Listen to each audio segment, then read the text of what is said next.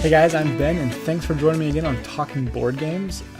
First and foremost, I just want to apologize for my hiatus. A lot of things have been going on around here. New baby, just life. You know how that is. Anyways, I've been doing these overview videos, and I may continue trying to do those, but guys, this is Talking Board Games, and so I just want to go back to my roots, talk about games, and that's what I'm going to do today. So the game I've chosen for us to look at is Quodd Heroes. This is a Kickstarter that just came in for me. It was done by Wonderment Games and designed by Ryan Eiler, and I'm really happy to have it. It was one I was really looking forward to. Basically, the gist of the game is every player takes on a Quodd Hero, the name of the game. But it's this little cuboid character that you're going to be tumbling and rolling and sliding and moving around a map to fulfill whatever the requirements are for that scenario. There's cards that you can play, there's upgrades you'll add to your character, but that is like the core set of the game. What Ryan's done is he's created this sandbox within to apply that core gameplay. And that's done through these scenarios. So we'll talk a little more about that later, but the game, I've played it, it's great, I really enjoy it, and I'm looking forward to playing it some more. But let's just talk about it briefly. One of my favorite things about the game is the asymmetrical cube Quodd heroes that you get to play. Each one feels different. They're unique. They upgrade differently. They have an innate special ability that's different. They look different, and they have their own personality, and that's cool. Some games try to overdo this asymmetrical stuff, but this one is done very well. You get that unique feel without the overhead and the complexity that sometimes can bring. Next, the scenarios. I love scenario-based stuff. It makes a game feel like it has a little more purpose. And there are a lot of scenarios to this game. And a major concern of mine at first was the amount of scenarios per game mode. You see, Quodd Heroes can be played as a free-for-all competitive game, a team game, like a 2 versus 2 or 3 versus 3, and then like an overlord 1 versus all scenario. And then there's also co-op and solo modes that can be played and strung together like a campaign.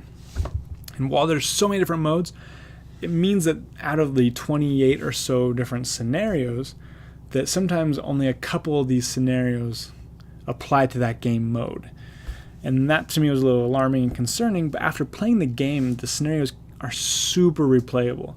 The way that the board state's going to change based on, walls being broken down and tunnels being put out and pits being added to the board. Some scenarios, there's cards and abilities and whatnot that can let you lift up one of the game boards and physically rotate it 90 degrees and put it back down, which changes the map almost entirely. So a lot of variability between these scenarios, and I'm really excited to see just how much I can stretch those and get from each one. Next is the fact that your turns are such a rewarding puzzle.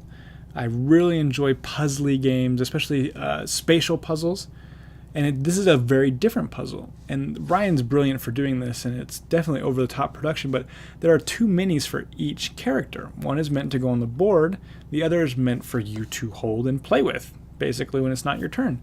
So that you can hold this cube in your hand and rotate it and observe the sides and make sure that you're going to be able to manipulate it in the way that you want to on your turn to achieve what it is that you're setting out to do.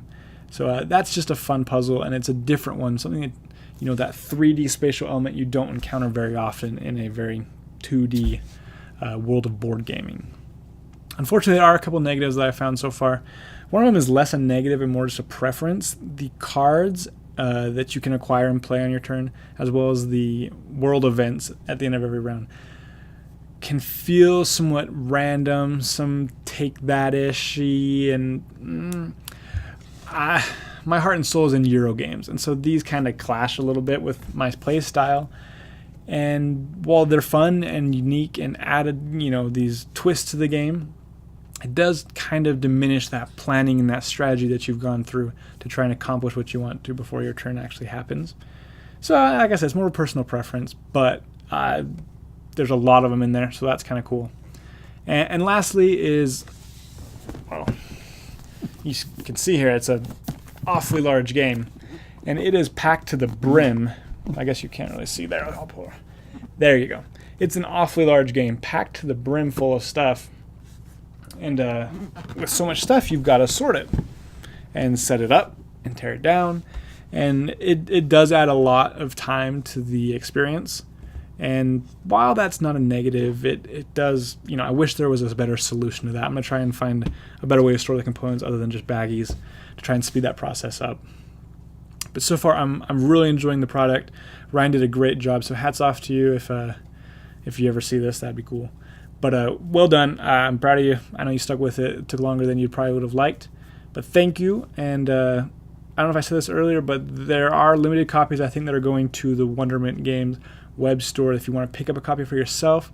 I believe there's even some sort of promo you can add to get a discount when you include like the Underworlds expansion or whatever. But yeah, that is Quodd Heroes. Thank you for watching. If you aren't subscribed, I would love for you to do so. I would just be, just over the moon if I could get to 1,000 subscribers. Right now I'm sitting a little above 700. So if you're not subscribed, please feel free to do so. Also, follow me on Instagram. I'm always posting pics of the games I'm playing. But yeah.